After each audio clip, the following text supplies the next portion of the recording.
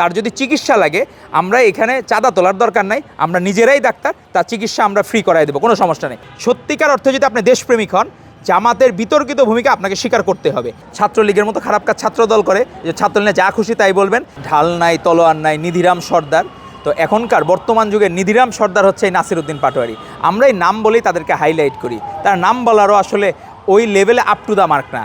এরা হলো আগে হাফ প্যান্ট পরে ঘুরতো এই ঢাকা ইউনিভার্সিটি এলাকায়, এখন ফুল প্যান্ট পরা শিখছে, টুপি পরা শিখছে, এখন সব কিছু শিখছে। আমরা তো মানুষের ট্রান্সফরমেশন ভালোর জন্য হয়।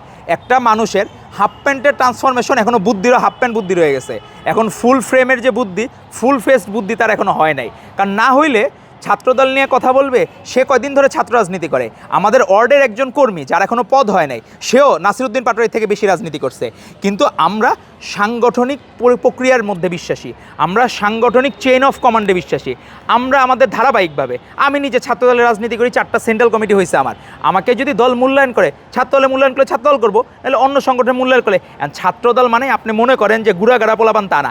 আমাদের যে ছাত্রদলের নেতা, সেন্ট্রাল কমিটির যে সর্বশেষ সদস্য, তারও রাজনীতির বয়স আপনাদের থেকে বেশি, নাসিরউদ্দিন পাটোয়ারিদের থেকে বেশি। তো সেই জায়গায় আপনারা যে অযাচিত কথাবার্তা বলেন, আপনারা কি মনে করছেন ছাত্রলীগের মতো খারাপ কাজ ছাত্রদল করে, যে ছাত্রলীগে যা খুশি তাই বলবেন? ছাত্রদল বাংলাদেশের মানুষের হৃদয়ে জায়গা করেছে বলেই আমরা ছাত্র সংগঠনে আমরা ষড়যন্ত্রের শিকার, আমরা ছাত্র সংগঠনের ষড়যন্ত্রের মাধ্যমে আমাদেরকে হারানো হয়েছে। তারপরেও কিন্তু আমাদের দল কিন্তু রাষ্ট্র ক্ষমতায় গিয়েছে, কারণ মানুষ আস্থা রেখেছে। ছাত্রদল তখন মেশার সুযোগ পায় নাই। 24-এর গণ অভ্যুত্থানের আগে সাধারণ শিক্ষার্থীদেরকে আমাদের থেকে দূরে রাখা হয়েছিল। নিষিদ্ধ ছাত্রলীগ এবং ফ্যাসিস্ট লীগ মনে করত, যদি ছাত্রদল সাধারণ শিক্ষার্থীদের সাথে মিশে, তাহলে ছাত্রলীগ আগেও বিলুপ্তপ্রায় ছিল, ছাত্র শিবিরেরও কোনো অস্তিত্ব থাকবে না। কারণ ছাত্র শিবিরই একমাত্র হচ্ছে আন্ডারগ্রাউন্ড সংগঠন, যাদের সাথে নতুন করে প্রীতি হয়েছে। নাসিরউদ্দিন পাটোয়ারি, নাহিদ ইসলাম, হাসনাত আবদুল্লাহ, তারপরে এই হান্নান মাসুদ, এদের নতুন করে প্রীতি হয়েছে। তো নতুন প্রেম প্রথম মধুর লাগে, পরে এখন যে বিসর্জনের প্রেম শুরু হয়েছে। গতকালই দেখলাম একটু প্রেমে মনোমালিন্য হয়েছে, যে দেখলাম যে সংসদে জামাত হইলো যেটা বিরোধিতা করছে, তার আবার পক্ষে ছিল, আবার ইয়েতে হলে এনসিপি ছিল, আবার বিএনপির পক্ষে ছিল, যে যেটা হলো আমরা প্রস্তাবনা জানানো হয়েছে তার পক্ষে। কারণ সত্যিকার অর্থে যদি আপনি দেশপ্রেমিক হন, জামাতের বিতর্কিত ভূমিকা আপনাকে স্বীকার করতে হবে। আজ পর্যন্ত জামাত সরি বলল না একবারও আনুষ্ঠানিকভাবে। তো তাদের এত ইগো কেন?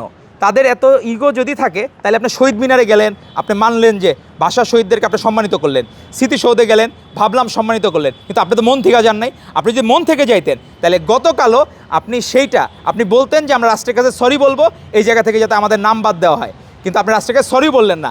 সরি বলার পরেও বাংলাদেশের মানুষ ক্ষমা করবে কিনা, এটা তাদের বিষয়।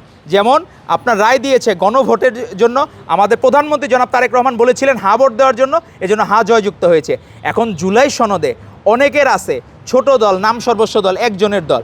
আমরা দেখলাম রাশেদ প্রধান নামে এক ব্যক্তি আছে, সে কথা বলে, আমার কাছে মনে হইতেছে মমতাজরা ফেরত আসছে, আমার কাছে তো মনে হচ্ছে, আমাদের কাছে মনে হচ্ছে যে এরা হিরো আলমরা ফেরত আসতেছে। তো যুগে যুগের এই হিরো আলমদের শূন্যস্থান পূরণের জন্যই এই নাসিরউদ্দিন পাটোয়ারি, তারপরে হচ্ছে নাসিরউদ্দিন পাটোয়ারিদের মতো মানুষের জন্ম হয়, হান্নান মাসুদদের মতো জন্ম হয়, এরা পূরণ করে দেয়।